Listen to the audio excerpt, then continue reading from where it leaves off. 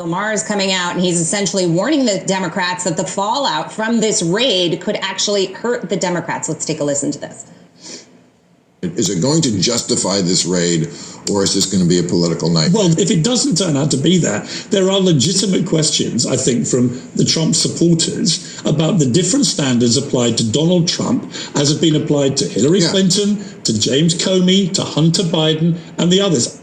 And let's talk about that. The standards are different. When it came to Hillary Clinton, there was no intent there. She didn't know she was breaking the law when she had this server in her home with thousands of emails on it, and there was classified information on it as well. She didn't know that it was wrong to delete those emails and to scrub the server, Andy. Well, but when it comes to President Trump, I mean, the intent, it's still clear. Yeah, and before she deleted them, she set up the server system, the homebrew server system, to systematically defeat the government's record-keeping requirements. And I don't think anybody got to her manse in Westchester County with a search warrant saying we want everything because you took everything, which is what she was designed to do. She also did the deleting after she got a subpoena from the House committee that was investigating Benghazi. So to the extent that people are really angry about our two-tiered system, this is what makes people crazy. It sure does. And some of the headlines that are out there, Sean, are really interesting as well. Here's how Politico is characterizing it. Why the Trump search warrant is nothing like Hillary's emails, Washington Post. Comparing Trump documents to Clinton emails is apples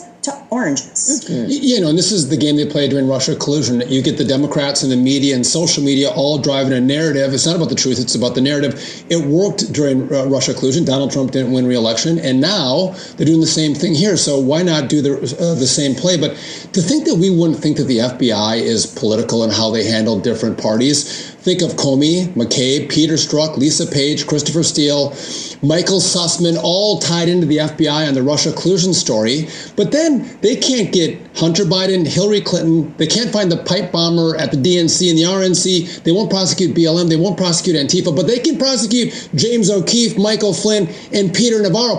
Peter Navarro, by the way, lives almost across the street from the FBI. They didn't go over and arrest him or ask him to turn himself in. They actually waited till he left his house right by the FBI, went to the airport, and they arrested him at the airport so they could do it publicly and put him in leg irons. Don't tell me they're not political. Like he's trying to fly away and escape. That we should sit back and go, oh no, the FBI is fair in the way they dispense justice. None of us believe that. And if we don't, that's an FBI problem, not our problem. Yeah, and a lot of people want answers. They want to dig into what exactly happened here. They want more information so they can understand it better because they are suspect of what has happened.